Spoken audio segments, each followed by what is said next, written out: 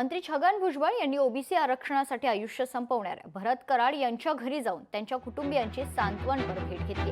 यावेळी त्यांनी कराड यांच्या चिमुकल्यांना जवळ घेऊन लातूर जिल्ह्यातील रेणापूर तालुक्यातील वागंदरी येथील भरत महादेव कराड 35 वर्षीय ओबीसी बांधवाने नदीत उडी मारून आत्महत्या केली होती।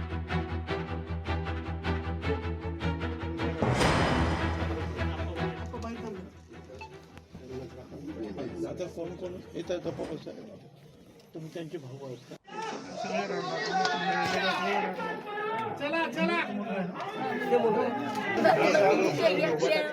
गावचे लोक सांगा 3-4 दिवस तोच म्हणत की संपलं आपलं, आता काय पुढं राहिलं नाही आपल्याला।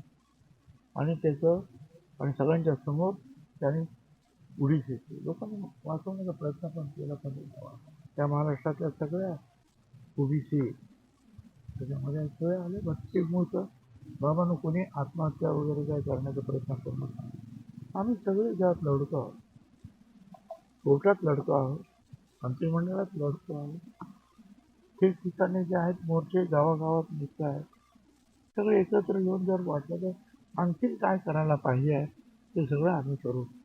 आणि माझी खात्री आहे की आपल्या ओबीसी समाजाला निश्चितपणे आम्ही न्याय मिळवून देऊ।